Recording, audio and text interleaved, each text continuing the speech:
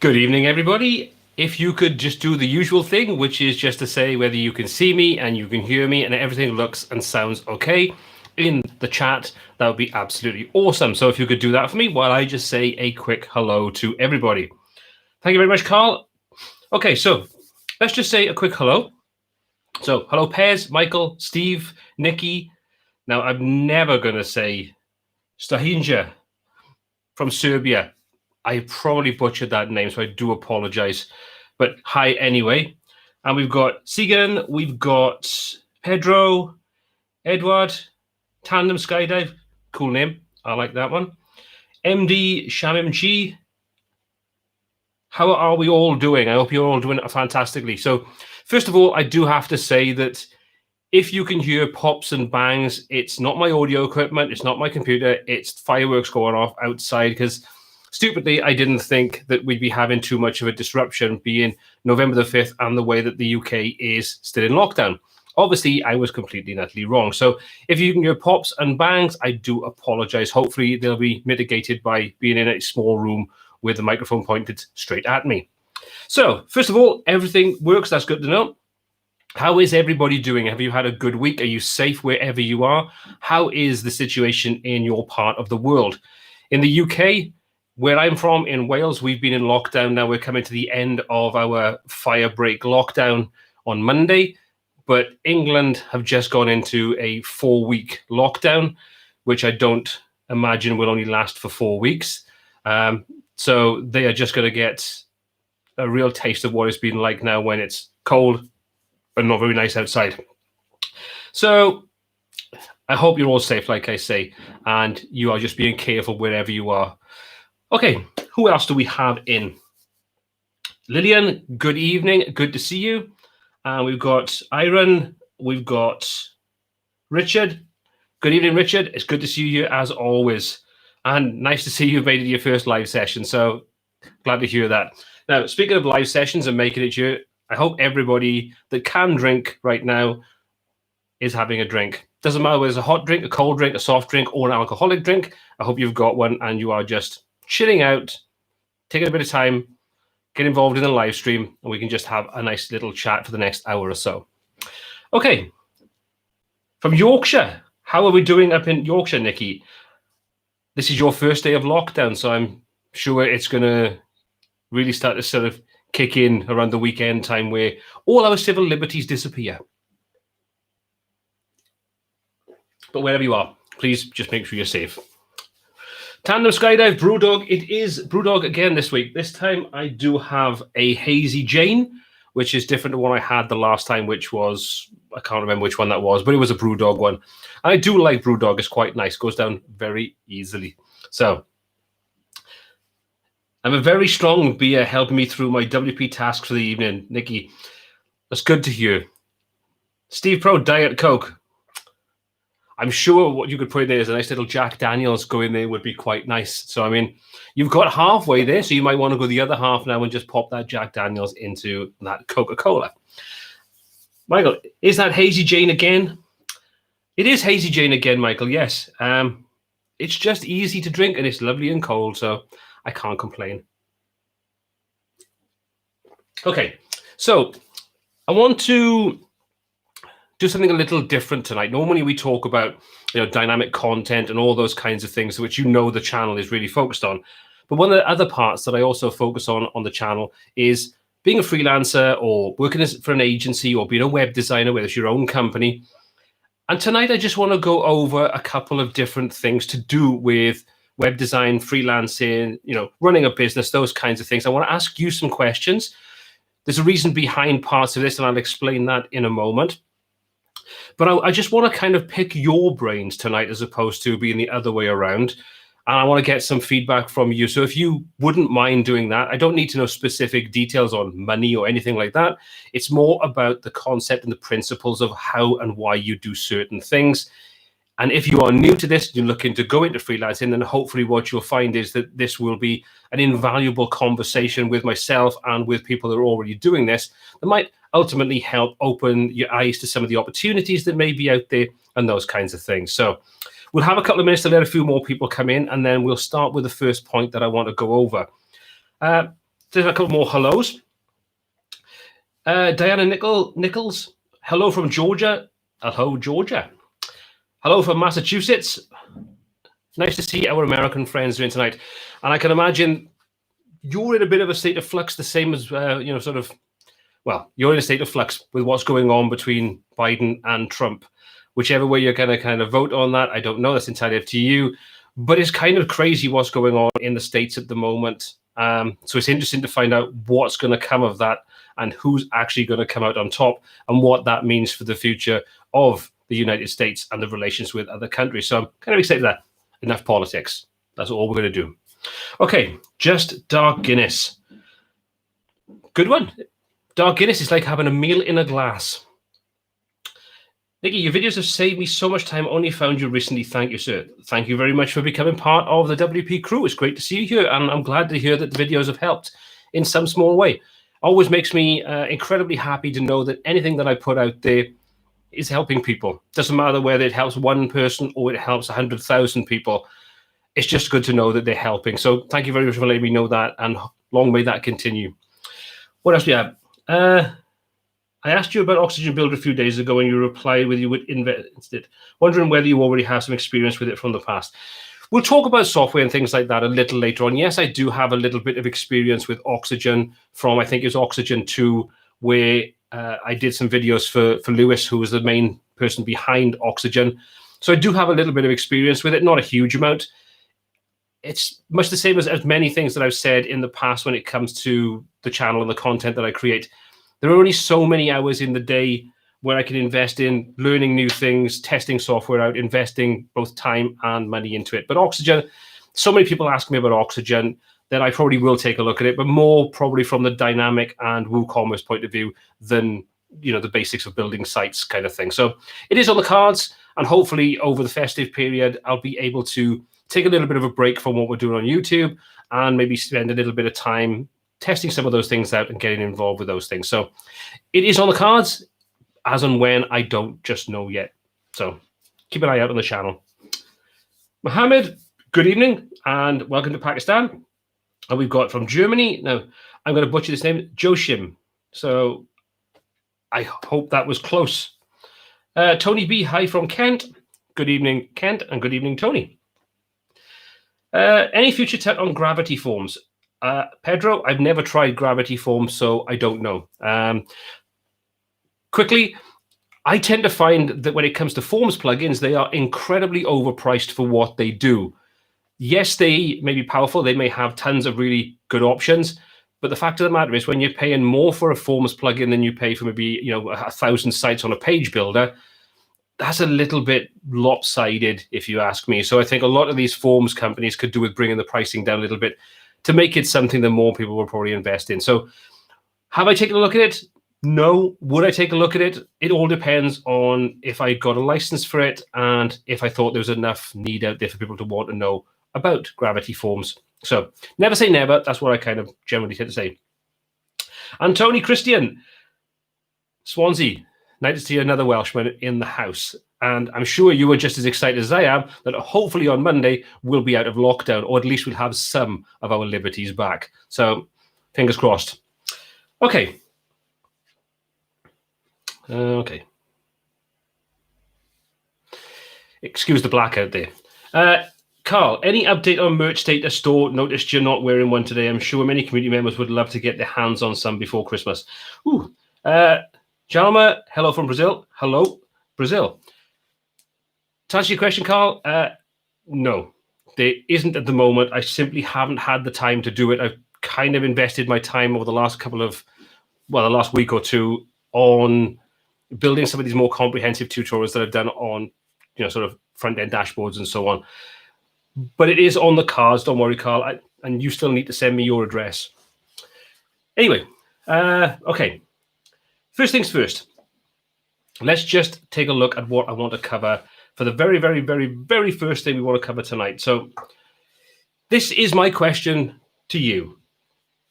Do you freelance? Now, it doesn't have to be a freelancer, but do you do this for a living? Do you build websites for a living, whether you do that as part of an agency, whether you freelance, whether you sort of do this as a side hustle? Do you do it? And if not, and you were kind of thinking of it, and this is sort of like, that's why you get involved with the WPTuts and why you've looked at the tutorials that are created and other creators are putting out there. What's holding you back? What's holding you back from taking that jump into becoming a freelancer? And is now a good or a really bad time to take that leap? I'm going to give you my opinions on it, but I would still love to get your opinions on it. So for me, let's start off with, is now a good or a bad time to look at becoming a freelancer? Now, you could take freelancing as jumping in there and making this your entire job, your entire living, and focusing everything you do on it. Or you could take it from the sort of thing where you've got a job, whether you're working from home or you're still working, in the location where you work, depending upon where you are in the world. What about a side hustle? Is this something you do, something you're looking into doing? Let me know in the chat, or if you're watching the replay, let me know in the comment section. Let me just quickly give you an idea of why I say about the side hustle kind of thing, and why it can be such a good way of doing things, where you at least get your feet wet, and you get some real world experience to find out if it's for you, because there's nothing worse than sort of taking that leap into the unknown. And then you find out, actually, I don't really enjoy building websites for people. They might pay me, but I just don't enjoy that side of things. Or you may find that you enjoy the building it and getting paid for it, but you don't really like the face-to-face that you have with clients or potential clients. For me, I'm going to go back too many years to count, where I was teaching. And as part of that, I did a little bit of a side hustle where I was building websites for local businesses. Along some other things, I've always been the kind of person that I kind of like having fingers in different pies, doing different things. It kind of keeps everything fresh and interesting. But at the same time, I was building websites for paying clients. I wasn't charging them what I would charge them, if I was doing this as a sole kind of business. But it gave me the sort of impetus to really find out whether I wanted to do this and whether it was something that I think I could make a living out of. So when I kind of finished teaching, I went and worked for a company for only a couple of months, because I kind of became the in-house designer to build some websites for the couple of businesses they had all underneath the one umbrella. And then once that was finished, I kind of went on to do other things. But it gave me the sort of drive to realize that I actually enjoyed doing this. I enjoyed getting paid. I enjoyed the creative aspect. I enjoyed working with people, with clients. Not always, there are times where that's an absolute bind. But the side hustle for me was the right way of going about it, because it allowed me to test the water while still making an income from my teaching job and finding out if I actually enjoyed doing it. And then when I had the opportunity to become part of a business to do with the design side of things, then actually set up my own business, and finally, sort of nearly 4 years ago, move into freelancing and doing everything myself, I knew that it was the right thing for me to do. And it was just a case of me getting my butt in gear and finding clients, keeping clients happy once I got them, and building a business from there. But that's my story. I mean, what's your story? Is this something you would want to do? How are you sort of doing it right now? Is this a side hustle? Are you kind of apprehensive? Let me know your thoughts, your experiences, and let's have a little bit of a conversation about that aspect of things. So I'm going to jump over now into the chat and see what you were saying, and then take a look at that, answer some comments, and so on. So let's have a little look. Let me just scroll up here, and what have we got? We've got Michael Wright. Yes, I freelance. That's good to hear. How long have you been doing it, Michael? I mean, what's your experiences with it? Did you do the side hustle? Did you jump straight into it? Are you just doing web design, or are you doing graphic design, branding, the whole 360 kind of package for businesses?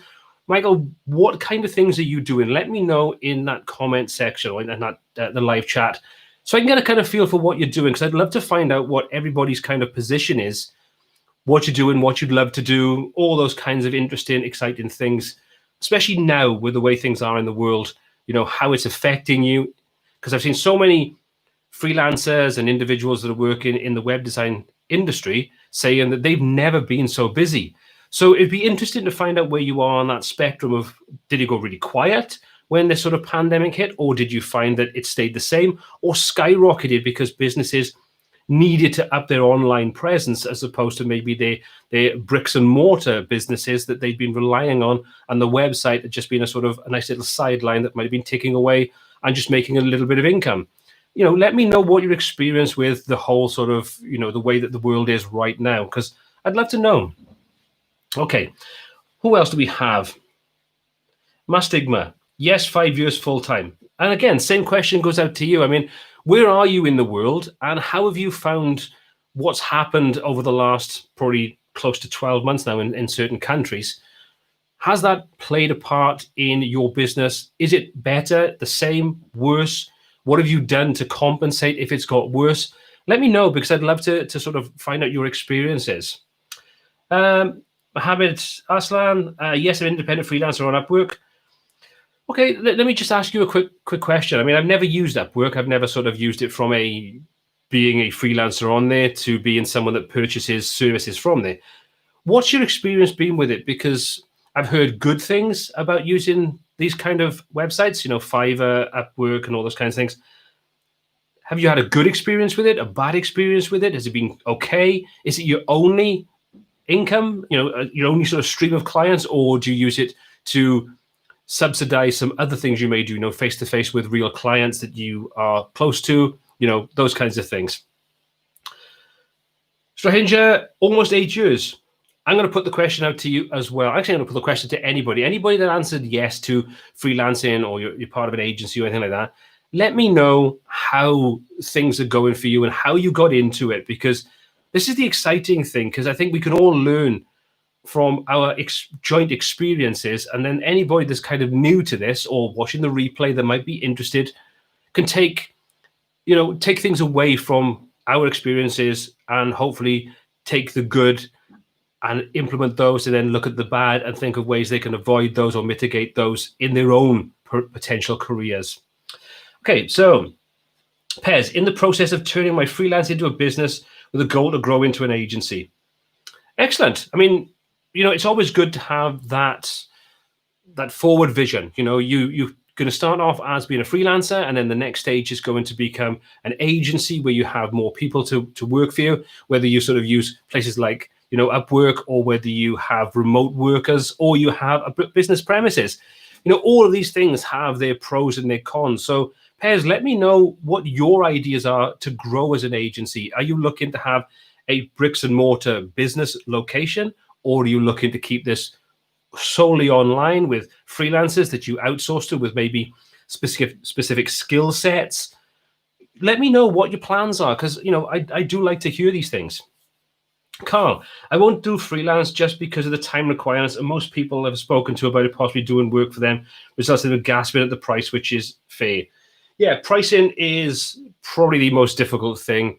And it's one of those things that when people ask me, how much would you charge for this, or how much would you charge for that? It's impossible to say, because the price that someone would charge in London would be completely different to what someone would charge in Mumbai, which could be different to someone that would charge in New York, to a rural location, parts of your reputation, your portfolio, all those kinds of things. They play massive impacts upon how much you charge and how you justify that charge to potential clients.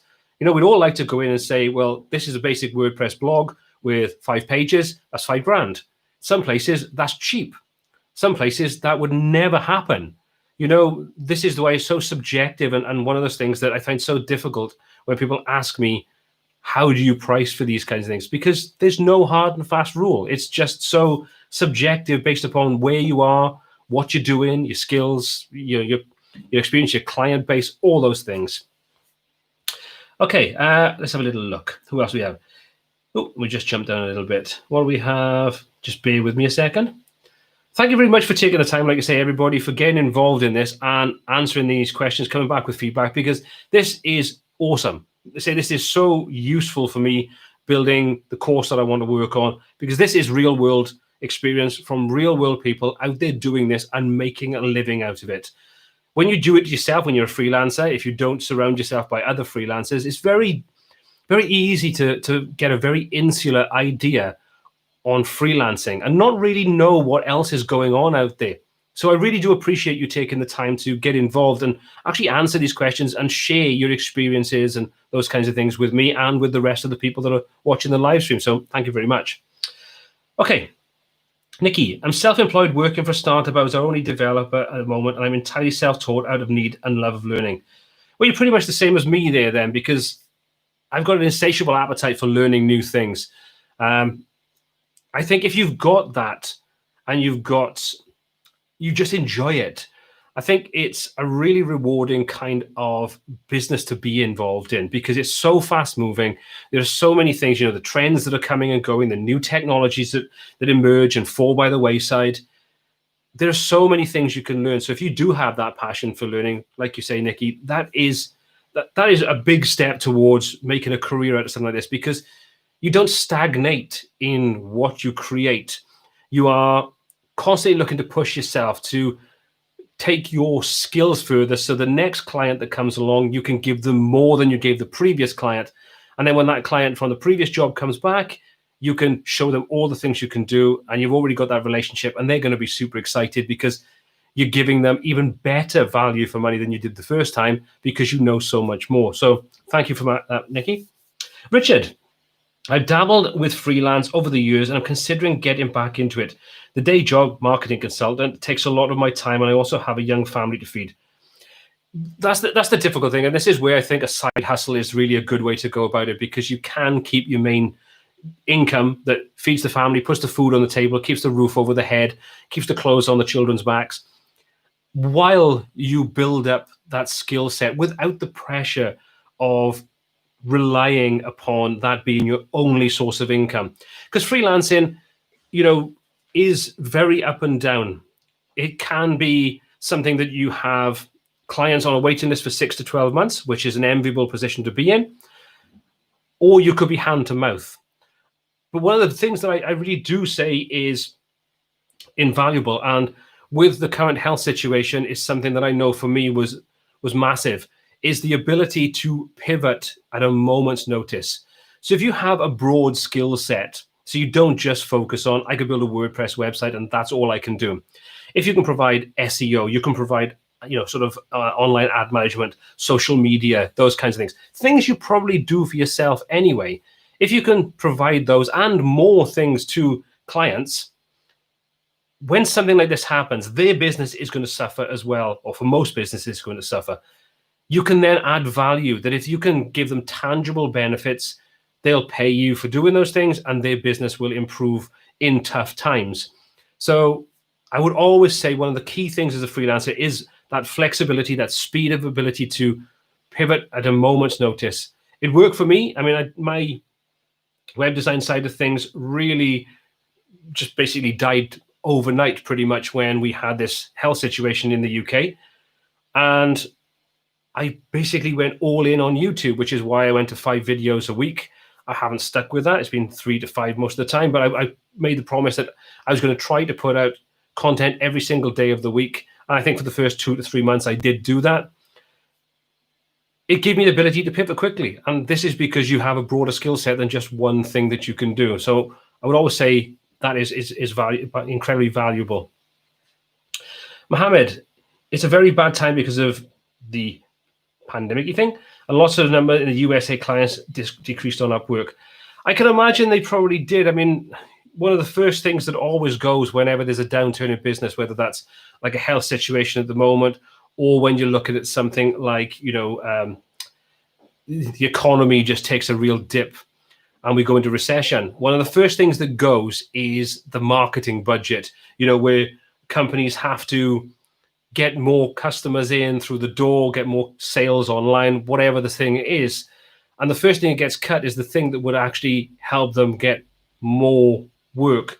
So they're not doing that sort of like speculate to accumulate. They sort of go in panic mode, keep all my money, don't want to spend anything or as little as possible, otherwise my business is going to fold. Kind of becomes a bit of a self-fulfilling prophecy. Sadly, there's no sort of right or wrong way of dealing with that. There's just dealing with it. So I'm sorry to hear that is the case, but hopefully, things will pick up, or there's other opportunities that you can tap into to ultimately, recover the deficit that you're finding from the lack of work on Upwork. Okay, Anthony. I just do it as a side hustle. If someone asks me to build a site, I will. I would love to take it up as a job, but I would be scared a client would ask me to do something I can't do and feel stupid. That feeling will never go away. I will be brutally honest with you. And one of the first things that I learned was always be open and honest. If you had a potential client that comes along and said that I need to have this job done, I'll tell you now for a fact, you'll probably say yes at the beginning, because the influencing and driving factor when you start as a freelancer or a small business or whatever it is to take every single job that comes along.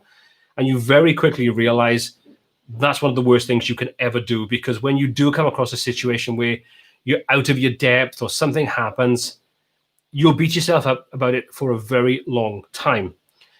So sometimes it is better to say no than it is to take the job on, even if you need that money. Because there's a lot of times where the stress, the hassle, all the things that go around, all the negative emotions that go around dealing with things like that will override not only the time that you spend trying to fulfill that project, but also moving forward, and it'll taint your view on how you work. So I don't know if you saw my video on I lost a client and I'm happy about it. This is one of those situations where the client was not worth the money. And there's lots of situations where that will be the case. So don't feel like that. Just know your limitations. Know how you can push yourself. And if you come across something, if a client comes to you and says, I need to have this done, and you've got absolutely no idea about it and you wouldn't know where to start, say no.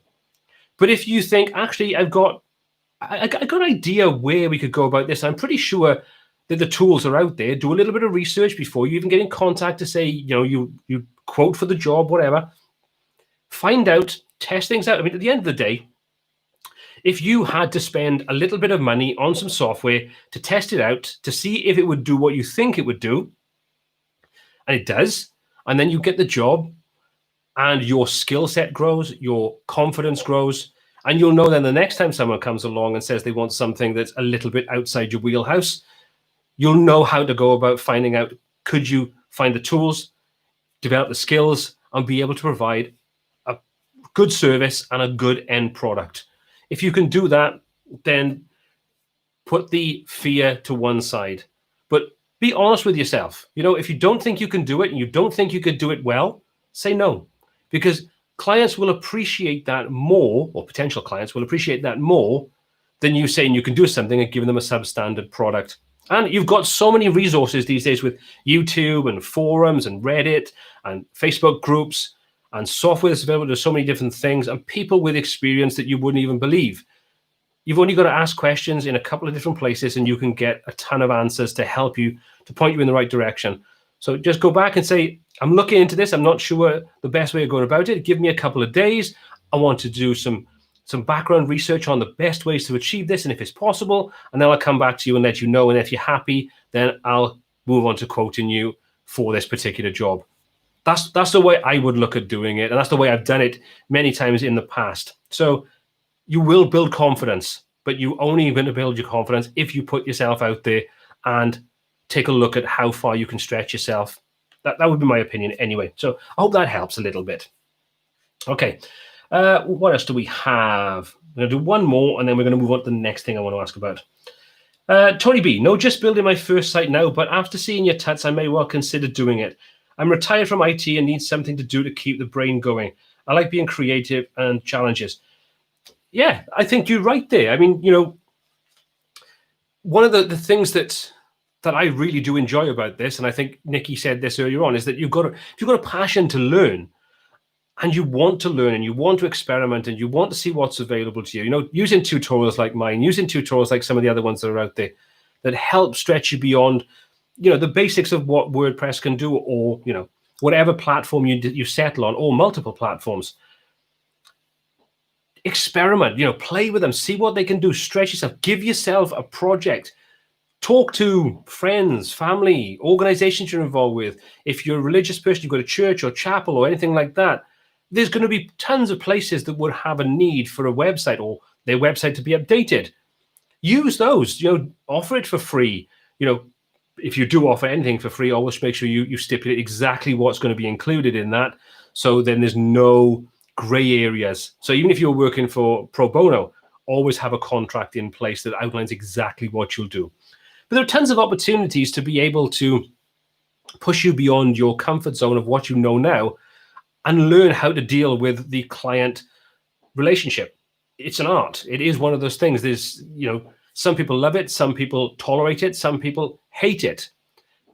But it's part of the whole process, whether it's by email, by face, by Zoom, whatever it is. But honestly, Tony, if you get the opportunity to take on a couple of projects, like I say, whether it's for free, whether it's a small amount of money, or whether for a full paying client, go for it. Really go for it. There's never been a better time than now to really get stuck in, because you have amazing tools out there. Okay, so I'm going to quickly go on. I'm going to read all these comments. I just want to say thank you so much for the comments, because I can quickly see these going up the screen, and there are lots and lots of really long comments, which is absolutely fantastic.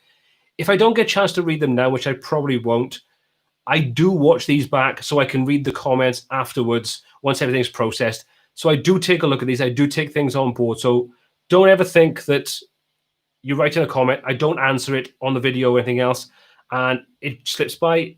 I read everything that you send through via the chat. So just bear with me on that one. Pro, thank you very much for your super chat, but you honestly don't need to.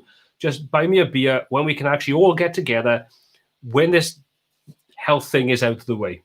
So let me have a little drink, and then I'm going to go on to the next thing that I want to talk about.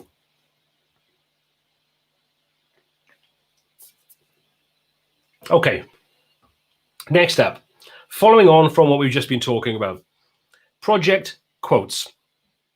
We've established some of you are freelancing, some of you are looking to freelance, you're doing side hustles, you're working on places like Upwork and those kinds of things. If you work with clients in any format, one of the things you are going to have to end up doing at some point is dealing with project quotes. So I've got a couple of things that I want to go through. First of all, asking the question, do you quote? If you're working through something like, I'm not familiar with Upwork from an actual worker's point of view. So do you quote on there? Do you provide a in-depth quote, or do you sort of do it in another way? Let me know in the chat, because I'd love to know. The second thing I want to know is, if you are doing quotes, proposals, whatever you want to call them, what do you factor into it? It's very easy to think, well, there's the software, there's the hosting, there's the licenses you've got to pay for, there's the theme, and it's going to take me 20 hours to build it, so I'm going to charge you £1,000. We'll throw that figure out, £1,000. But what else do you factor in? Do you factor in meetings? Do you factor in support? Do you factor in training? There's so many little things that when you're new to creating quotes or proposals, you may not think of, but you should. So I just want to know, what kinds of things do you factor into it?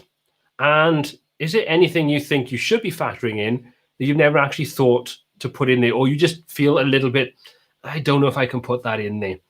And the third and final thing that I want to ask on this is, if you do provide proposals and quotes, what tools do you currently use to do it? There are lots and lots of different tools out there. I use different ones. I'll show you the one that I use in a moment, and I'll show you the one that I used to use. But tell me what kinds of things you use, because there are so many more options available these days over what it was when I first started doing this, where there weren't that many. So let me know. And I would love to hear your experiences with those tools, how you go about things, and so on. Quick hello to Dirk. Good to see you here, my good man. Nice to catch up again. Okay. So, right. Mastigma. I hope I'm saying that right. Pricing is fixed, subscription model on a month basis. Then theme I use has amazing templates, B theme. This does 80% of the work, monthly fee included, support, but hardly gets used. Joe Bamba, re-quoting. I never quote, as you can paint yourself into a corner. I give an estimate quote proposal. Yeah, there's lots of different ways of talking about it and different sort of terminology. But yeah, I get where you're coming from. An estimate. I'll explain the way I kind of do it in a moment, and you'll see where the flexibility comes in. Okay. I give an estimate and an hourly rate. I also point the client in the direction of similar websites I've done. Emran. Yes, I do quote. Also let the clients quote too for custom design. Move your music cafe, hi to Bangladesh. Okay, let me just quickly say about how I go about the whole sort of quote proposal, that kind of thing. There's two ways that I sort of deal with it. Excuse me. The proposal is based upon the design brief or the conversation that I've had with the client prior to supplying it. So there'll be a full breakdown of all the deliverables, the costs for all the different things, any ongoing licenses, any ongoing fees that I charge the client. And that's for that job. But the next thing, once they approve that and they pay their 50% deposit, then I move on to the contract. Or you can include it at the same time. It's up to you how you want to do it. My contract is set up in such a way that it says you're going to have these things that are outlined in the proposal, the design, the project scope, whatever you want to call it. But if they want other things, that's perfectly fine. You can have whatever you want within reason if it's viable, tangible, it's possible to do. But I will quote you separately for those additional things. So the proposal outlines exactly what they're going to get for that fixed amount of money. They will know that's what's going to cost them to have that, and they'll see all their deliverables. If they want other things, which we all know scope creep, which basically just means that the client thinks they want X, and when you start building it, they actually want Y and Z tagged on to X. And scope creep could be a nightmare if you don't lock things down. So I found very quickly that the original contract that I had was trying to say, you can't do this, you can't do this, you can't do this, you can't do this. And that was insane because it was 9 pages long and was incredibly intimidating. So we flipped it on its head. We found an online contract that was really good, modified that to my own use case. And basically it says, well, look, these are all the things you're going to have, and that's what's going to cost you, and this is when we'll deliver it by. But if you want other things in there, crack on. No problem at all. Let me know what you want during the project, after the project, whatever, and I will quote you separately for those individual things. So it gives me the flexibility to say, client knows what they're going to pay. If they want more during or after, they're going to pay extra, and that will be quoted in advance. And again, the same thing would go. They'd have another contract for that, another design approval, signed off digitally or in person. So it covers that problem of scope creep, of clients that want other things that they don't know they want, all those kinds of things. You can cope with it in many different ways, but that's the way that I found it to be the easiest way of dealing with things like that, to allow flexibility. And the clients appreciate it because they don't feel like they've been locked into something. They feel like, okay, that's what I'm getting for my money. And if I want other things and I see something that's cool and I think, well, that'll be useful, I can have it. I'll just know it's going to cost me more money. There's a clarity there, and I think that is incredibly invaluable to have that clarity with your clients or your potential clients. Okay, so let me just quickly go back now to some of these live chats and come with a couple of comments. Okay, what do we have? Spenny, I'm just starting out and I'd be keen to understand how people currently quote for things like hosting. Do you host on your own account and change the client, pro plugins, who pays the renewals? There's no right or wrong way of doing that. There's just how you want to do it. And you can take what one person says, you can take what 10 people say, and you can merge those together to work however you want. I'll tell you how I do it, and then you can take that for what it's worth. When it comes to licenses for things like Elementor, or in the past where I've used a theme like Ocean WP, I have an unlimited license, or when it comes to Elementor, 1,000 user license, and I pay that every year. And I get the 50% off because I was an early adopter, so it cost me $100 a year.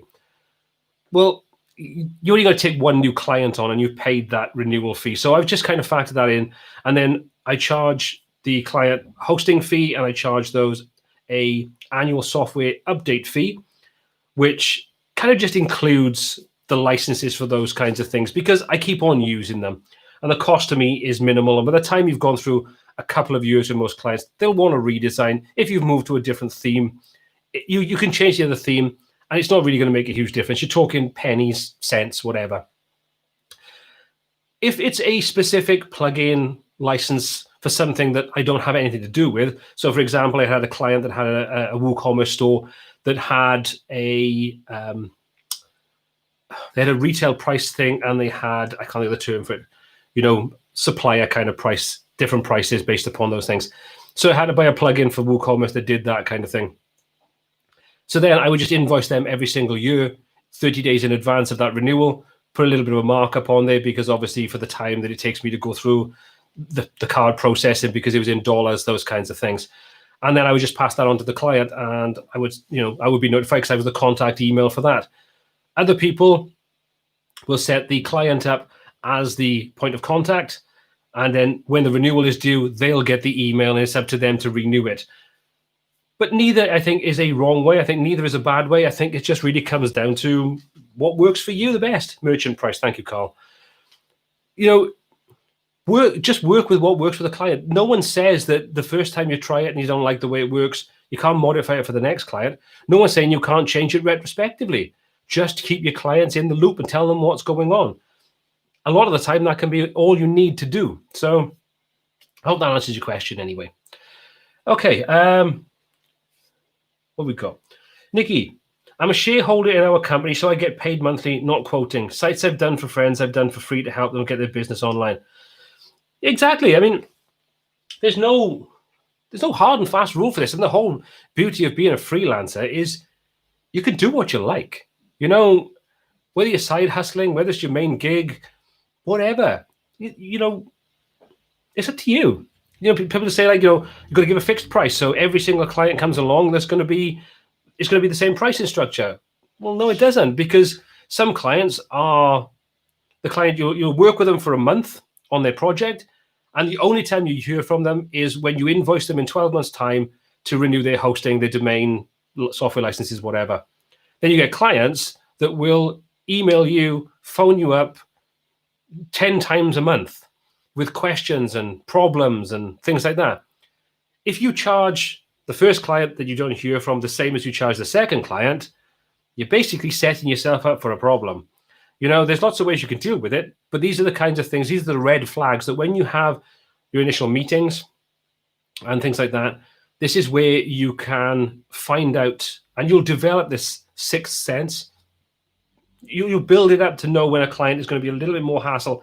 But it's up to you whether you want to take that client on or whether you charge them a higher fee because they're going to be a harder work client. And the same goes for clients you've worked with in the past. If you've got a client that you've worked with and over the next 2 years, you find they're a bit of a resource hog, well, when they want their websites, hopefully we'll come back on in a second. There we go. When they want their website redone, that's going to be a bigger time suck than a client that's easy to get along with. So by rights, you should charge them more because that they're going to take more time, and your time is billable. They might not value it in the way that, you do, but they will value it when you start to bill them. So don't ever be afraid to bill for your time. Don't ever be afraid to value what you do enough to bill your client. You wouldn't get many solicitors that you contact and they'll go, that's no problem at all. They'll be ringing the bell, starting that timer on how much it's going to cost you as soon as they answer the phone. Same goes to things like accountants and things. So your time is valuable. Just saying. Okay. Diana Nichols, after discovery, lots of questions. I sent a proposal with a timeline and quote, very specific about what's covered. I have a proposal template and I used and built and mended over a number of years. Yeah. Excuse me. Okay. That's the thing. It's I'm always modifying, tweaking, and adjusting contract, how I deal with quotes and proposals. None of these things should ever be written in stone, and they should always be something that's flexible. And as you move forward, you come across different situations and different clients and things like that, you realize that you need to modify these things to cater for scenarios that you never thought of when you started the whole thing out. So they should be a living, breathing document in the same way that a website shouldn't be created now and then never touched for the next 12 months. They should be something that should be updated, maintained, refined as you move forward. So let me just quickly show you what I used to use, and you can let me know what you use then to create your proposals, your quotes, your estimates, whatever you prefer to call them. Okay, so let me just open my screen up a second and let me just get what I need. If I can find what I'm looking for. So bear with me a second. I'm sure I've got a browser here somewhere. Okay. We want better proposals. Now, this is one of those things that I picked up on AppSumo probably about 3 or 4 years ago. And it replaced what I was using at the time. And the nice thing about it was lifetime deal, which obviously is great. I think it was 20 or 50 proposals a month, which for most freelancers is going to be way more than you would ever need. And I find that just having a facility like that really does just make the whole process of creating proposals a real godsend. Now, let me just sort of say that I'm not promoting this. It's entirely up to you what you use. You could use Google Docs. You could use Word. You can use whatever you want. I'm just going to say why I think something like this is really useful. Because when I first bought this, it wasn't that great. I originally started off with BidSketch. And one of the things about BidSketch that was really good was the fact that I could use shortcodes in there. So I could create block templates for prices, block templates for introductions, software licenses, all the kinds of things you'd want to sort of include on every single proposal you put out there. And then I could drop in shortcodes that would then customize it to the client or the business that I'd set up to be sending it to. So you could personalize it with the person's name, their business details, their business type, all those kinds of things. And when I grabbed Better Proposals, it didn't support all that. That has now moved on considerably. So you've got a lot of really cool options inside there. But one of the things that I really do appreciate about a tool like BidSketch is the fact that as soon as someone opens my proposal, I can see who opened it, if there's multiple email addresses. I can see what page of my proposal they stayed on the longest. I can see the time for every single page inside my proposal.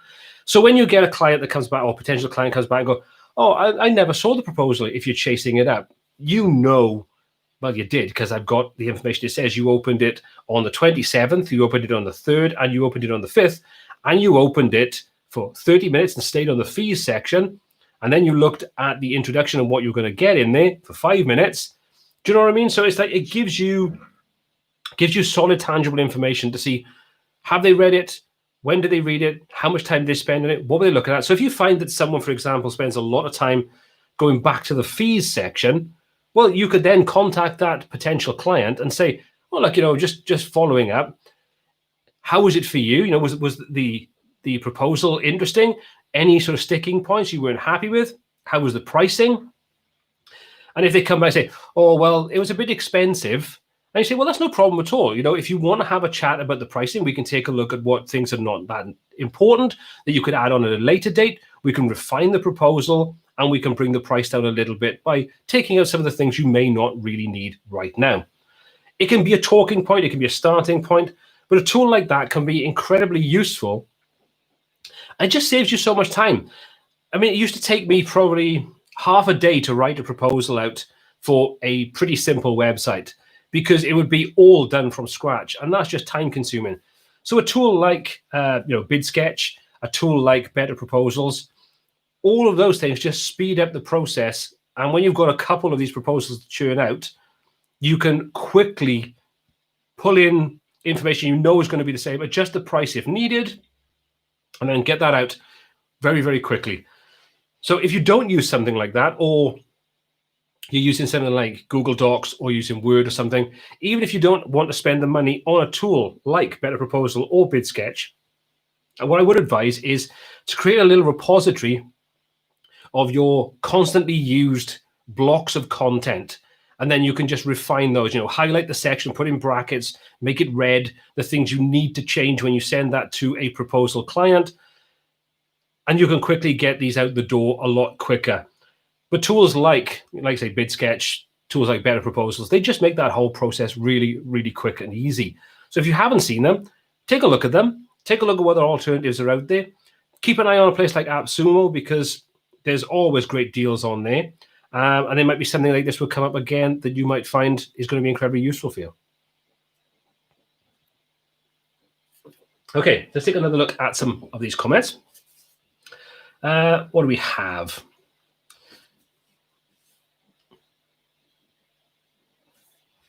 Okay, I'm not going to do the sort of the technical questions at the moment because it's kind of not what I want to talk about today. Strange, I cannot say that. I'm going to call you S from now on, if that's okay with you, because I really have no idea how to say your name properly. But you do have a Scott Ian avatar on Twitter, which is just cool. Anyway, I reached the phase that I used to work 15 hours a day. Now I decline some of the jobs just to be more with my family and have more free time. That is an incredibly underrated part of being a freelancer or having your own business in general. We can become very, very hyper-focused on business, on creating, promoting, selling, providing services, all those kinds of things, and just basically making money. And there's more to life than just that.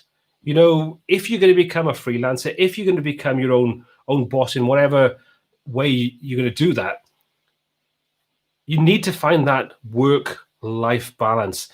It's such a commonly used thing, and I think only when you do become a freelancer, you do become a business owner, you do become a solopreneur, only then do you realize when you look back at some point, or when your family, your partner, your friends pull you up on it, do you realize you hyper-focus, you've got tunnel vision, and it's like all these things around you that make what you're doing actually worthwhile fall by the wayside because you spend so much time just focused on that one thing that's right in front of you.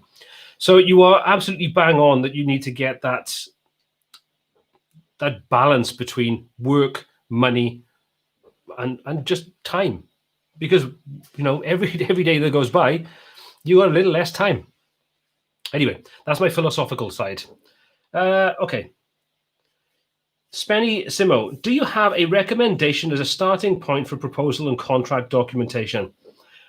If you mean content-wise, then I would say when it comes to the proposal, you need a couple of different things. You need to identify the problem that the client is facing and outline that problem. And you'll generally only get this when you have the design brief, partially, depends what they put in there. But when you have a conversation with that potential client, that prospect, you know, if you can have a face-to-face, it's even better because you can gauge the potential relationship. You can ask other questions. Second best is going to be, you know, an online video call of some method like Zoom or, you know, Google Hangouts or something. Find out what they need, because what the client thinks they want is not always in line with the problem they're trying to solve. So part of your job is always going to be, what does the client want? What do they want? What is it they don't know they want, but what is it that they really need to get them from where they are now to where they want to be? So partially listen to what they're saying to you, but then analyze what they're saying. So understanding that is the first thing, because that's the opening thing that I'll tend to put in a proposal is, this is the problem you're facing. And underneath that, I'll give a brief overview or a detailed overview, depending upon how complex the project's going to be, of my proposed solution. So this is where you can go into as much detail as you want, outlining how you're going to solve that first section, which is their problem. Once you've done that, that's the core of your proposal done. The next thing is the pricing. So then you need to break down what you need to be able to fulfill that client's solution to their problem. You need to know how long it's going to take. And this is something that's however long you think it's going to take, add 50% or 100% on top of that, because that's where it'll really take you. And then build your proposal around that. What I would also suggest at the end of any proposal you put out there is that you have either your contract in there, it's up to you how you want to go about that, or you have at least basic terms and conditions. Then when they sign it, they're signing up to those terms and conditions. So things like 50% deposit to start the project, 50% payment prior to launching the site. Or you can do 50, 25, 25, or whatever combination you want. I would generally not recommend taking less than 50% unless it's an incredibly expensive project with lots of milestones, at which point you could say you're going to put milestone payments in between when you hit those milestone points. But for smaller projects, which probably most of us as a freelancer are going to deal with, then I would say 50% bare minimum. And then what you could say is 50% to start off with, 25% upon design approval, 25% prior to launch. Never launch a website without the final payment, because you will spend ages getting that client to pay you that last 25% or 50%, whatever. When it comes to the contract, excuse me, this is a difficult one because different countries will have different legal systems. They'll have different requirements. There's different things you want to put in there. So I would suggest either dealing with a lawyer, looking at online sources for contracts for freelance web designers, you know, specific to your industry kind of thing, and then maybe running that past a business lawyer so they can come back and say, yeah, that's perfectly fine, or you kind of a little bit woolly on that area, you could do with putting some clauses in there. But what I would also suggest is, as a contract, as business people, we tend to want to try to lock a client down to what they're going to get and what they can have. And we want to put all these stipulations in there to what we're not going to do. You're not going to have this, you're not going to have that. I found once I flipped that on its head and just basically said, this is what you're getting for what you're paying for with this design proposal, not this proposal. But if you want anything else, well, you can pretty much have it, but I will quote you separately for it. And the nice thing with that, like I said earlier on when I mentioned this, is it gives you flexibility to, and the client flexibility, to have whatever they want, basically within reason. And you can keep on making more money because you can say, well, okay, yeah, I can build that. And then you'll quote separately for that particular thing. And there's another couple of £100, for example, for something. And they go, okay, cool, I like that. And now I want this as well. I say, well, there's another £500. And suddenly the project that might have been £1,000 over the development period of 2 to 3 months, for example, could end up being £2,000 or £3,000, because as they see new things they want and new websites that have the cool and snazzy features on it that they think is vital to their website, well, you'll just keep building it and you'll keep billing for it. So it's a winner for you. So flexibility, in my opinion, is the better way to go about it, as opposed to try to lock them down, which is what I did originally, which just become a nightmare because your contract just grows and grows and grows and grows and grows. So I hope that helped, Spenny. I hope that helped a little bit at least. If you want to have a look at the contract that I based mine on, leave a comment in the comment section below once this video is finished and uploaded, or hop over to the Facebook group, which, as always, is wptuts.co.uk/Facebook. Join up there, leave a little post there saying, could I send you the details about the web design contract? And I'll send you the link information over for that so you can take a look at it. I found it's really good with a little bit of modification, and just having it double checked should be a good basis for most of us freelancers, web designers, agency workers, those kinds of things. Okay, what else do we have? You made an article on quoting a while ago. Tandem Skydive. No, I haven't created an article on quoting, but it's something I probably will do in a little bit more detail. I think I just talked about the fact that I use better proposals. I think that's all I've really done on it, to be honest. Looking at Client Joy on AppSumo for $49 lifetime. I did look at it, and I can't remember what I saw, what I thought of it. There have been other options on there. I would just say, you know, for them, when it comes to AppSumo, if you've never used AppSumo, it's just appsumo.com, and they give lifetime deals on software for, you know, considerably less money than you would pay. But you get a 60-day money back on it. So if you purchase something and you find it isn't fit for what you want to do, you don't like it, you know, whatever, and you are kind of an early adopter on this in a lot of cases. So you're buying into the future of the product, not necessarily where it is now. But I would say for something like Client Joy, if you think it's potentially got what you want in it, for $49, I would grab it, try it out, and if you don't like it, you can get your money back within 60 days anyway, with no real problems. So it's a bit of a win-win. You get a product for a lot cheaper than you'd have to pay for it. If it's not fit for what you want to do, you can get your money back. If it is, you saved yourself some cash. So that's what I would say, to be honest. Steve, I would just jump on it, give it a try, and if you like it, stick with it. If you don't, get your money back. Richard, a lot of people think web design is easy and can build their own sites using Wix and Squarespace, etc. How do you get around that frame of mind on a potential client? I basically tell them to go and build their website on Wix and then come back to me when they hit that frustration wall. It's the same as if you're in the UK. We've got like an online directory called Yell, which used to be Yellow Pages, and they're constantly trying to sell you websites and listings and all that kind of stuff.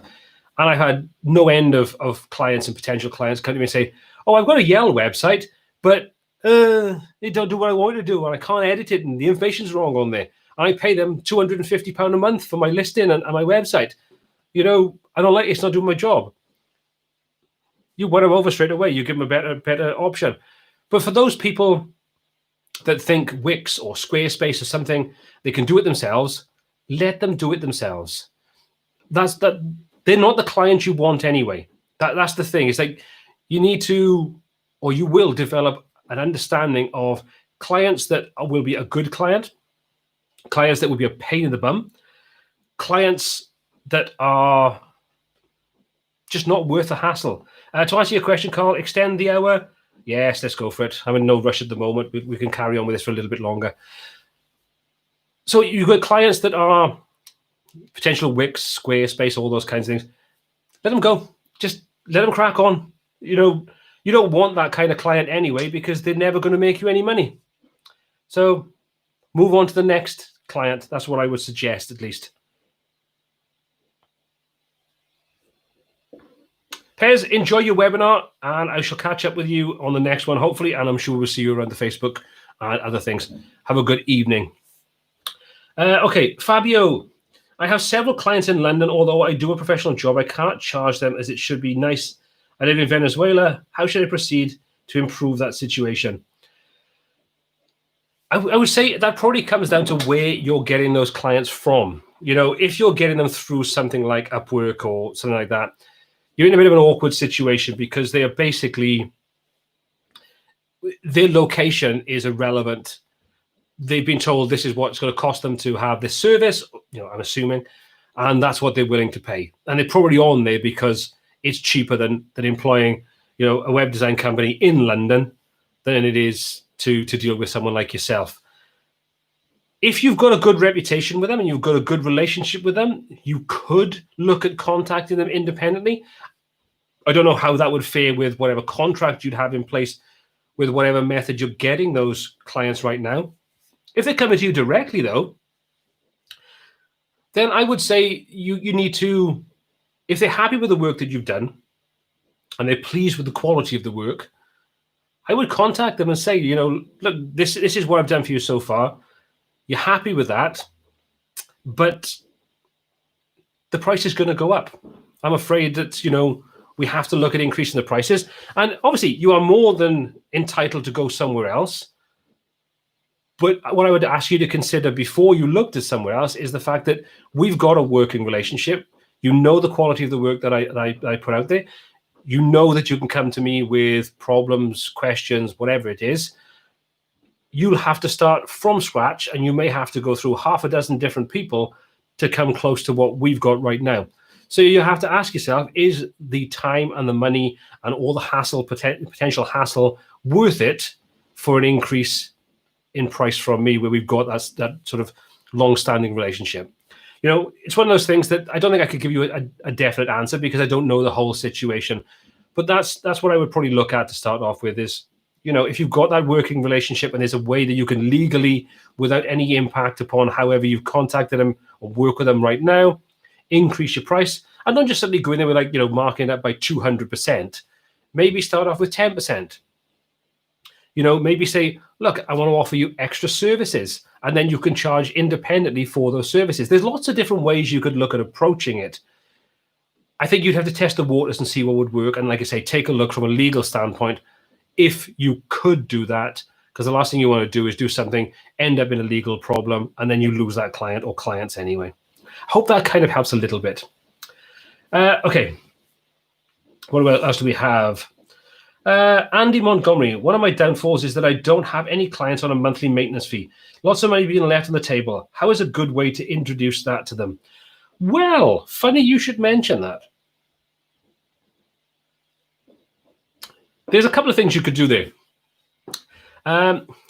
If you are familiar with just bear with me a second. Let me just find something that I put up on screen. Now, let me just put the screens over.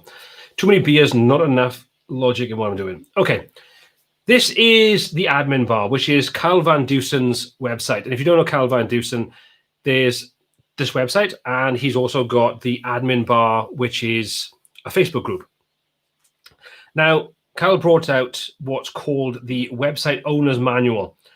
And this is a way of politely giving your client too much information about how they need to maintain their website with the aim that they're going to turn around and go, can you do that for me? Oh, actually, it says at the bottom, yeah, you can do that for me. How much is it going to cost me? I'd rather you do it. Let me just pay you 50 quid a month and you just deal with that. That's one way of going about it. You could retrospectively go back to your previous clients, send them a nice email and say, oh, look, there's a new service I'm offering. These are all the things that you should be doing to your website on a regular basis. This for every week, this every month, this every quarter, making sure that you deal with license renewals and your hosting renewals and domain renewals and all those kinds of things. And then they'll look at that and they'll go, oh, can you do this? And you'll go, of course I can. And they'll say, how much? And you go, well, let's just take a little look at what it is you need me to do. And then I'll come back with a little proposal. And if you think that's good, we'll go from there and I'll take over dealing with that. So you've got peace of mind and you've only got one point of contact for everything to do with your website. Don't ever underestimate that one point of contact. I've used that one a lot of times and it is a godsend. If you've got a client that's coming to you and they say, I want to keep my existing hosting, you can say, that's no problem at all. Keep your existing hosting. I can't guarantee, though, that the website we're going to build for you will be okay on that hosting because I need to take a look at what resources are on there. And be aware that while I can help you maintain the software, I can't guarantee if they make server updates that it won't break something, at which point I can help you, but I will have to bill you on that. It's a very good incentive for them to go, how much is your hosting again? Well, the hosting that I offer is X amount of money, starts off at this amount, but I could tailor make it for your particular requirements. But the beauty of it is it's fully managed. And they go, what do you mean by fully managed? I deal with everything. So if you find there's a spike in traffic because you're having a very busy month, I'll be behind the scenes. I'll increase the amount of storage you've got, the amount of space you've got, the amount of bandwidth you've got, all those things to make sure your website is always online.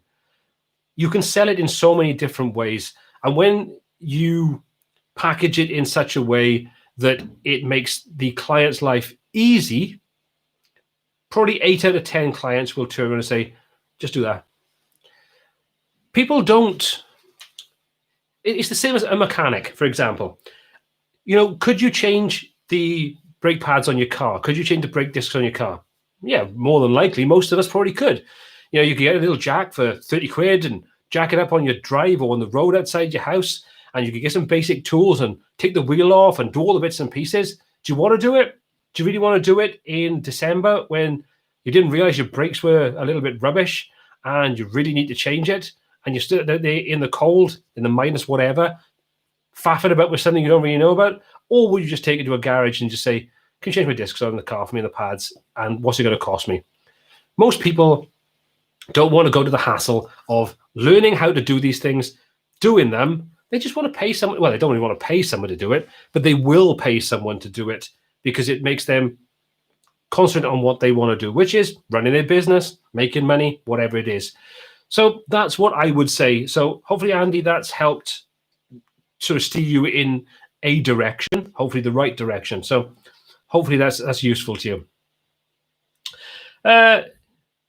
Herwa, hope I said that right. What are your thoughts on using a theme from ThemeForest? Do you lean more towards bespoke designs using Elementor Pro? Simple answer, yes, I do. Most of what I build these days is going to be around using the Hello theme. I used to use ThemeForest, and there's nothing wrong with ThemeForest. I don't like their licensing model too much when it comes to, support and things like that, being 6 months. There's lots of different things. I like a theme to be something that's the basis for building a site that's kind of semi-transparent, whereas a lot of the themes that you're going to find on places like ThemeForest, they are everything and the kitchen sink. It's too much. There's obviously going to be some themes out there that are outside of that. There's always outliers. Personally, I'm not the biggest fan of using ThemeForest themes anymore. They just tend to be too heavy. That would be my answer. I would generally look at if you want to have a theme that's a good starting point. You've got things like Astra, OceanWP, WordPress, the Page Builder Framework, Blocksy. You've got Cadence. You've got so many themes these days that you could use as a great basis for building a website. I don't think you need to use one of those heavy themes, that are for sale on things like ThemeForest. That would be my opinion anyway. Dirk, I've learned from experience to say no when I get a bad feeling from the initial contact with a new client, and I don't feel guilty about it anymore. It made my life a whole lot easier. 100%. You get a spidey sense after a little while for clients that are going to be an absolute drain. And they're just not worth it. They're really not worth it. Unless you can charge them 3, 4, 5 times what you would charge a typical client, I would stay miles and miles away from them, because mental health is something you don't realize is suffering until you are stuck in the middle of a difficult project, a client that's a pain, people that are calling you outside reasonable office hours, weekends, evenings, with stupid questions. Then you'll realize how important it is to say no to certain types of people. So Dirk, you are 100% spot on with that. And I would say the money is never worth the hassle and the stress that these kinds of clients can bring with them. And the other thing I would say is, if you get a client that haggles, this is one of the big red flags for me. If you get a client that comes in and they sit down, they go, excuse me, I'm looking for a website that does X, Y, and Z. And you go, okay, yeah, I can build that for you. What kind of money are you talking about? Don't have to be perfect on it. Just give me an idea. And you go, I don't know, between 1,500 and 2,000. Whoa! I got a cousin who's in university doing graphic design. He can do this for £200. £200, and you want to charge me 2,000? And my answer to that would be, crack on. That's not a client you want to work with, because a client that immediately starts to haggle is a red flag for definite, because they're going to be questioning every single decision you make, and they'll probably second guess everything you do. So personally, I would say run a mile. Just say you're too busy, I can provide a quote, ramp it right the way up there, or just go back to them and say, look, thank you very much for your interest, but unfortunately my project timeline is full for the next 12 months, and unfortunately I wouldn't want to leave you waiting that long. Maybe you'd want to try one of my competitors and pass it on to someone else. So that would be, well, that's how I've dealt with it in the past. Okay, Lillian, question. What should a beginner know about SEO before starting the first big project? I mean, to avoid big, naive mistakes, which take a lot of work to fix. Maybe also a good video suggestion. What I would suggest to you is, if you don't know SEO, don't sell SEO. One of the things I've got in my proposal is what's included, what's not included. And then what's not included is more important. I don't do SEO. If you want SEO, go to someone that knows SEO.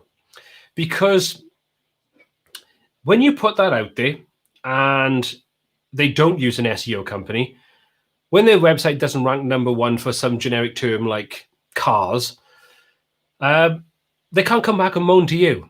You know, this is a fundamental thing. Don't ever sell the skills you don't have. Don't charge people for skills you don't have, because it will bite you on the bum. If you don't know SEO, don't do SEO. Put the onus onto the client. Work with them. Tell them some best practices. Give them the basics of what they need to supply you. Because you've got to consider one important factor. If you're building a website for a client, you're not going to sit there and read their copy. Let's just say you've got a site that's got 20 pages on it. You're not going to sit there and read all of that copy to get a solid understanding for the business. And no matter how much time and effort you put into trying to understand their business, you'll never understand it as well as they do. So put the onus on them to tell you what each of these pages is about. What's the most important thing about this page? You can craft a good headline or good page title around it, a good meta description around it, and put your focus keyword in there. But let the client give you that, or pass them on to an SEO professional. They charge £350, £400 a day for a reason, because they know what they're doing. If you don't, I would say don't offer it. And if you need to learn about SEO, there are so many resources out there. I would say take a look at, Google for a start. I mean, I'm no SEO expert in the slightest. And this is why I put into my design thing, I don't provide SEO whatsoever, because I don't want to learn about it, because I could spend my entire life learning about SEO and never build a website for someone, because it's changing all the time. So maybe that's not the answer that you were looking for, Lillian, but hopefully it's given you an idea into how to deal with this moving forward. And as Carl says, I've been learning SEO for 10 years and learning has never ended. And I think that's the thing. It's like, I don't think you ever will end. And the last thing you want to do is, if you're not strong in SEO, is to do something for a client and have a detrimental effect. Clients expect things to happen like that. And when you tell them good SEO can take 6 months plus, it's a very difficult thing to quantify for people and to justify charging them money if you're not strong in SEO and you don't have a proven track record to say, this is my one client and they started off on page 2, position 13, and within 6 months we got them to position 3 on the front page for these terms. There's so many things about when it comes to SEO. It's a minefield and a business in its own right. Steve Pro, you did reply about my message regarding the WOM. You did. I just haven't had a chance to read it yet, so I will take a look at that later. Do you use SiteGround? What do you think of the SiteGround Optimizer Tandem Skydive? It's okay. There's nothing wrong with it. I haven't benchmarked it against some of the other things, but it has lots of good things in there. And I would say, if you don't want to spend any money on anything, there's nothing wrong with it whatsoever. I would say test it out, get the site as fast as possible, and if that works for you, stick with using that. Nothing wrong with it at all. Pascal, good evening from Johannesburg. Good evening, South Africa, and I hope you're well. Just out of curiosity, is Better Proposals multilingual, Dirk? Honestly, I don't know. I'd have to take a look at it. Message me or post onto the Facebook group later, and I'll have a little double check, and I'll let you know when I actually get a chance to check it out. So remind me later, and I will check it out for you and let you know.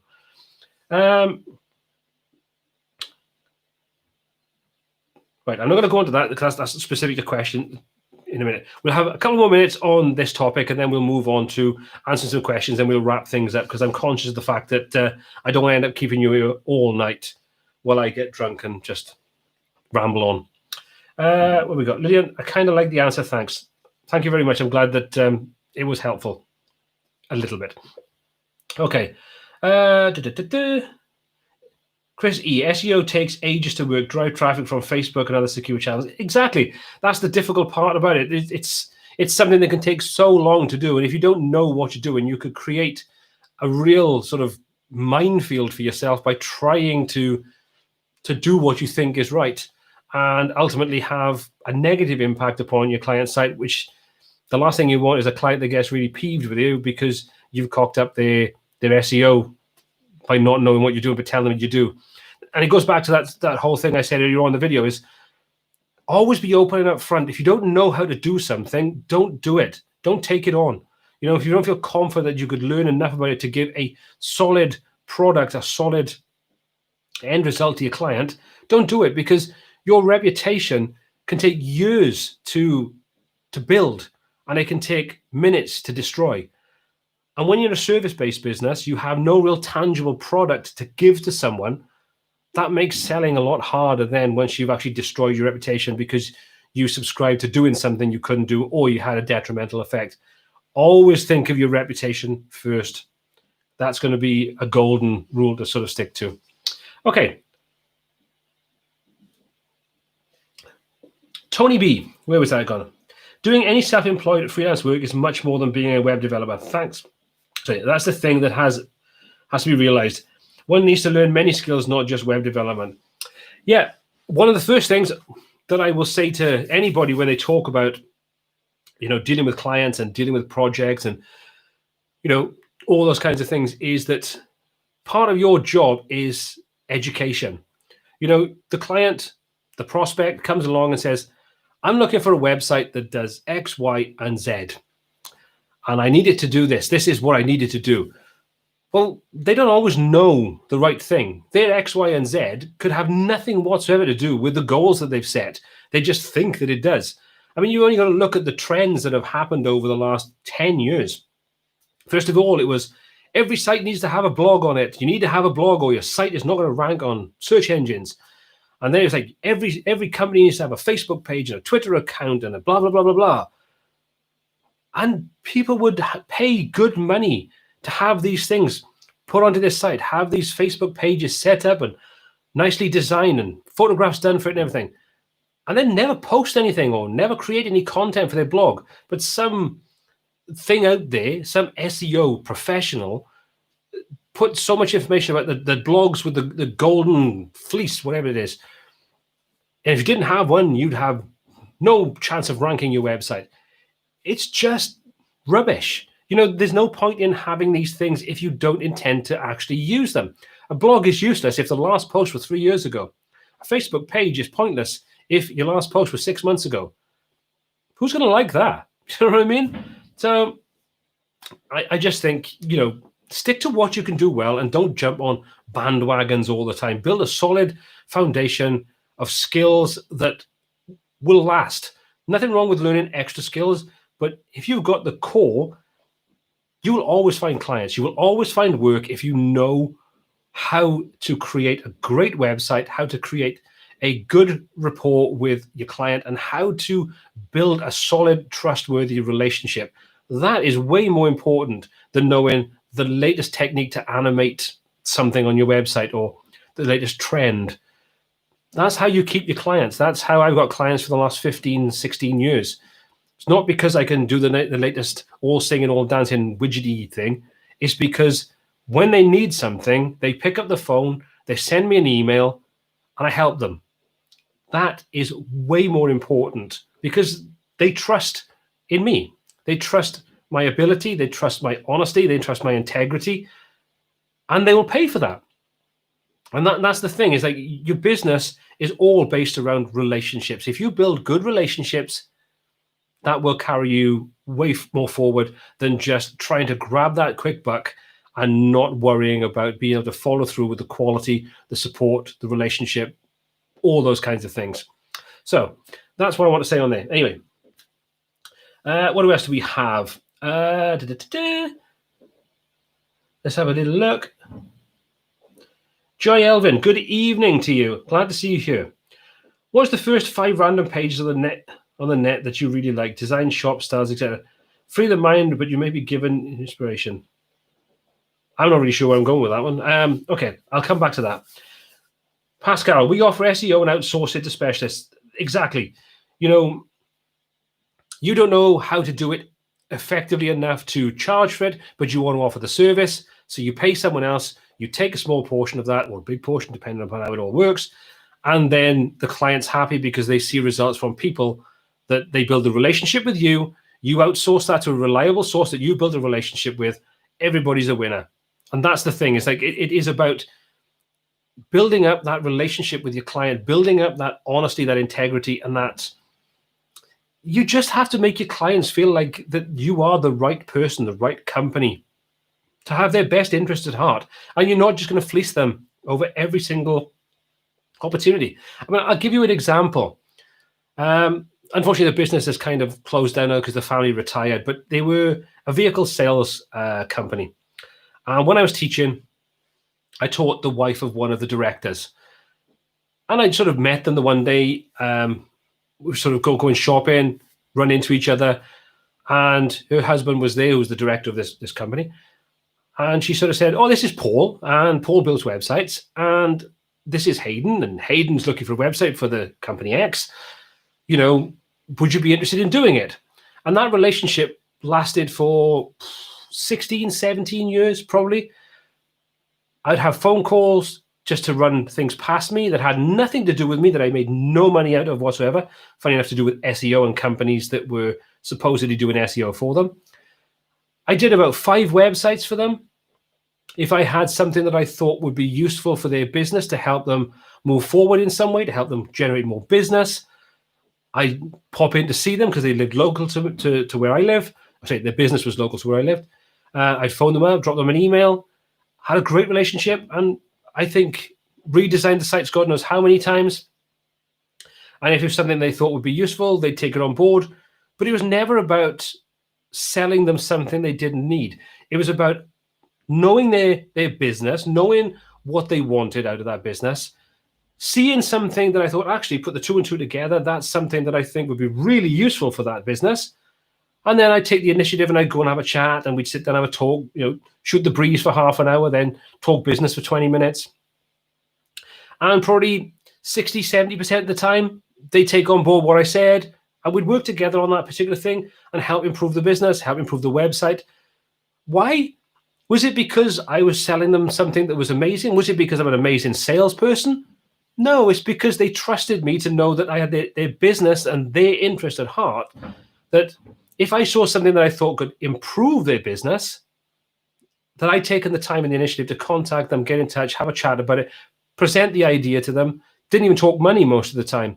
And if it was a case of, yeah, actually, that's quite good, what's it going to cost me? I'll go back to the office and I'll put a proposal together for you and I'll let you know. If you want to go ahead with it, let me know. If you don't, no problems whatsoever. I just wanted to sort of say, I think this would be quite useful for your business. That's where the relationship is more important than anything else, because that client has no problem. They don't think you're there just to sell them something every single time you walk in. There's not that look of, oh, what's he trying to sell me now when you walk through the door? That's massively important and really underestimated, I think, in a lot of businesses these days. Anyway, that's me waffling on. What else do we have? Chris E. Think twice before taking on some new fields of business. The tracks from you is very hard to erase, and the delivery goes south even. Yeah, I mean, that's the thing. I've learned the hard way. One of the things that I really don't like, and I won't ever do again, is have a middle person. I've had web design companies outsource client work from their clients to me. I become the middle person, and that's just been an absolute nightmare. I would never, ever do that again. And I would say that if anybody thinks of doing that, unless it's something, you're used to doing, I would really think twice about doing it, because it can really, really stress you out big time, because that person in the middle can promise things to the client and then come back to you, and you can't do them for whatever technical reason. Well, that just makes the whole relationship awkward. So, there's lots of things to just be careful of when you're building relationships, when you're creating websites and so on. So I just want to sort of leave it at that point. There's a few other things I want to cover, but I think we'll leave that for another time, because I'm conscious of the fact that this 1 hour live session is already an hour and a half. So if you've got any more questions for me, I'll have another 5 minutes now where we spend on answering questions, going back to the comments and things. Pop some comments into the live chat, any questions, and I will do my best to answer those as we go along. Okay, what do we have?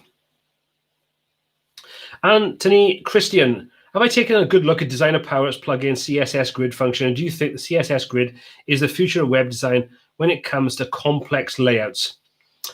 Oh boy, yes, I have taken a look at that plugin. It's one of those things that I just struggle to get my head around the whole FR measurement unit thing.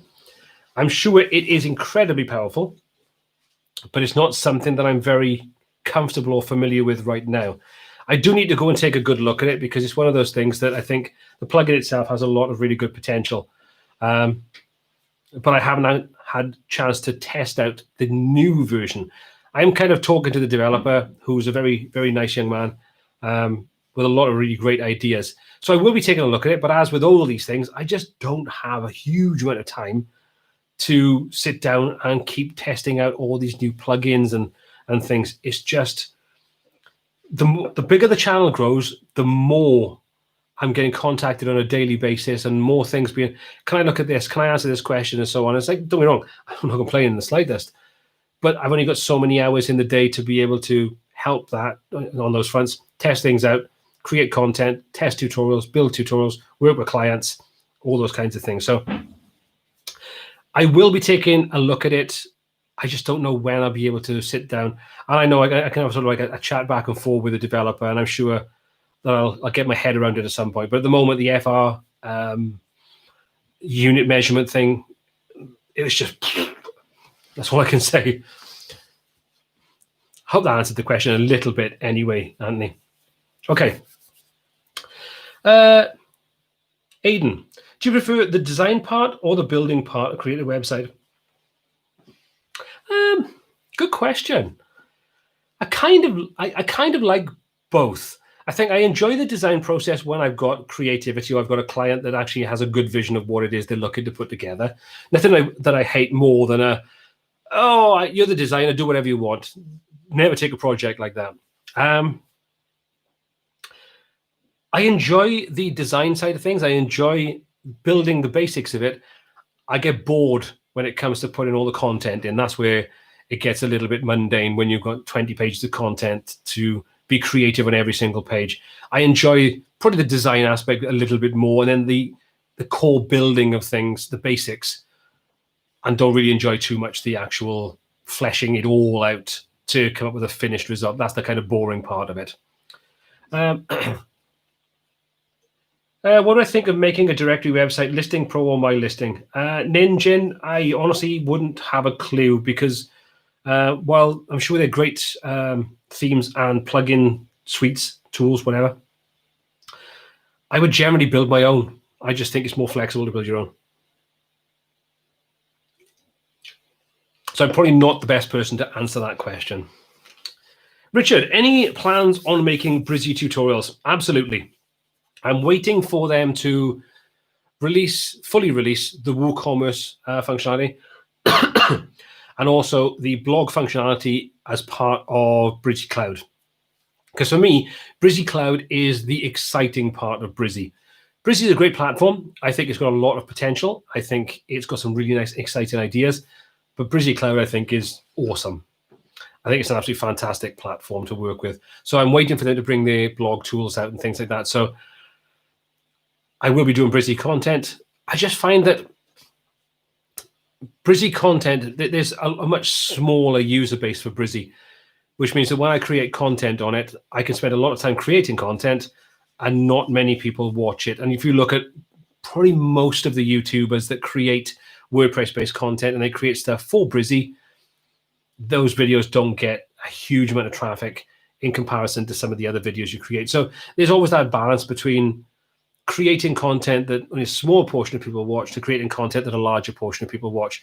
But Brizy is something that I keep my eye on. It's something that every now and again I go back to. I released some videos probably a couple of months back now to do with Brizy Cloud for doing landing pages and those kinds of things and linking it to like MailerLite to create, sort of opt-in pages and things. I think it's brilliant for that kind of thing. Really, really, really great platform for doing that side of things. So yes, I don't know when and I don't know what just yet. Okay, Dirk DV, and now for something completely different. Okay, what do we have? I'm currently working on a WooCommerce site. The WooCommerce custom product add-on is the best way to add extra info to the product.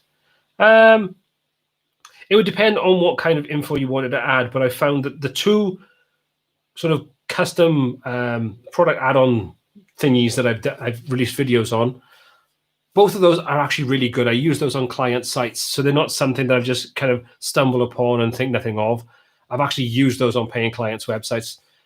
And they're both really good. They're really, really easy to work with. I would say I don't think you go far wrong with either of them. It really just depends if one has features that you need over the other, or if I'm not even sure I think there's a pro version of the WooCommerce add-ons, the last one I did. I'm not really 100% sure on that. That may have some of the extra features that you may need for a project. But both of those are really good tools. I found them really, really useful. So check both of those out. Take them for a test run. Have a little play about. I don't think you'll be disappointed with either, to be honest, Dirk. Okay. Vladimir, do I use any design sketch programs before you jump into building a website? Not generally, I don't so much. I used to use Photoshop to do the mock-ups, but I've just found now that I can build things and I can get my sort of creativity a little bit better working inside a tool like Elementor. But I have also been testing out XD a little bit for various different things. And there's lots of different things inside XD that I really, really like. And if you've got the right kind of project, one or two of my future videos will be showing you how I would use it in some bigger projects. Then I would look at something like XD. I mean, you've got Figma, I think you've got Sketch and stuff like that, or SketchUp, whatever it's called. If you like doing that, if you've got a project that warrants spending the time to do that, because that's the other thing you've got to consider. If it's a project that's not particularly high ticket value, then do you want to spend time building it in something like Sketch or XD or something like that, and then having to transition that over to a physical design? Or is it quicker and easier to actually use something like Elementor, where you can make those changes, especially now with the theme styles, or style kits, what it's called, where you can quickly change things like your buttons, your typography, your colors, and all those kinds of things. I think it comes down to what's the value of the job, how do you want to present the information, and which would work best. So I wouldn't rule either out, but generally I tend to go more towards using a tool like Elementor to build the prototypes, because then the client can interact with the navigation. They can see how buttons work. They can see hover effects. So they get a better understanding of how it all looks in a browser, the way that they would see it when it's finished. That's generally how I would go about it. Okay, let's take two more questions, and then we will wrap it up for this evening. Let's have a little look. Have I heard of BNI business? Yes, I have. Mastigma, the BNI, the Business Network Initiative, I think, is something like that. It's got me a number of clients. I would recommend others check it out for their own businesses. If the BNI, I don't know where you're based. The BNI in the UK there's lots of different ones like this. The BNI, they're just basically business groups, business networking groups. And I've been involved in a couple of them over the years. And you have to be a certain kind of person to enjoy these. They tend to be very early in the morning, like breakfast meetings in the UK. This might be different to where you are. They're businesses, and what they generally tend to do is that there'll only be one representative of an industry. So if you're a web designer, as long as there's no other web designer in that area as part of that BNI group, then you could go in there. And certain groups work in different ways. And one of the things was, I think with the BNI in the UK, it used to be that each week they would like you to bring in one prospective client for someone else in the business, in the BNI. So you might have someone that's a printer and you're a web designer, and you've done some branding for a client, or you do some business cards or something as a little bit of an extra. You could pass that print work then over to the printer in the BNI. And that's the kind of the concept behind it. So BNI, those kinds of groups, business networking groups, work really, really well for some people, work really well in some areas, and for other people in other areas, they don't necessarily work that great. Really comes down to the BNI group itself. So I would say that if you've got the opportunity to join one of those, go for it. I don't think you've got anything to lose by trying it out. It might be perfect for you. It might be your absolute nightmare. But any way that you can generate leads, you can build relationships, you can get work, go for it. Try it. Try all these different things. There's nothing to lose by doing it. Okay. What else do we have? What are we doing? Hi from Brazil. I'm new to Elementor. Can we build something like Apple's site using Elementor Pro alone? Danielle, yes, you could. Pretty much. I mean, don't get me wrong. There might be some features. I haven't looked at the Apple site recently. There may be some features that you would need some third-party plugins, maybe a little bit of coding, maybe a little bit of JavaScript. I don't know. But most things should be doable inside a tool like Elementor. And if you need to expand it, you can do it in various different ways as well. Okay. What else do we have on here?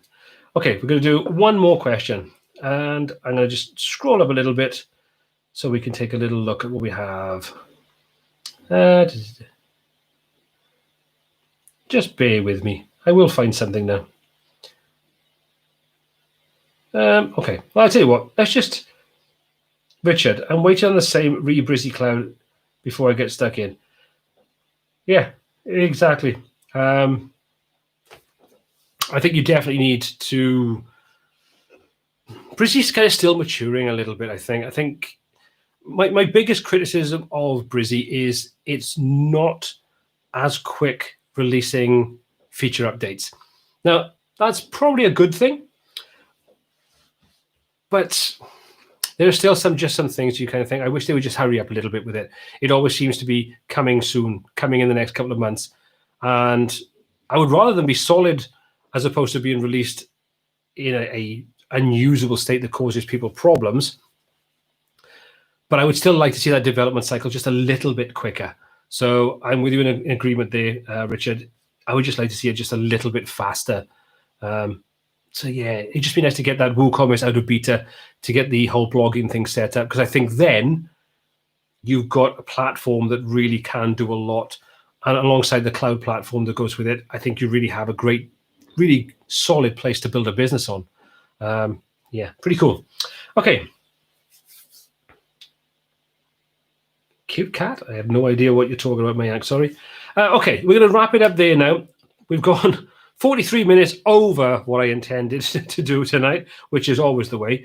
So let me just wrap this up by saying thank you so much for everybody joining me tonight, getting involved. Thank you very much again to Carl for being awesome inside the comment section, helping out, answering questions, just being a generally all-round solid guy. Thank you very much, Carl. To everybody that joins me, 2 weeks' time, we will be back on air again, same time, same place. If you've got any questions, anything you want to cover in a little bit more detail, anything you want to ask me about, or if I've said to remind me, hop over, like I say, to the Facebook group, which is wptuts.co.uk/Facebook. Join up, post your comment, your question, reminder on there, and I'll do my very, very best to give you all the details you ask for. As always, please take care of yourself, look after yourself wherever you are in the world, stay safe, stay healthy, and I will see you in 2 weeks' time. And as always, I'll be releasing a lot more videos over the next couple of weeks. Till next time, take care.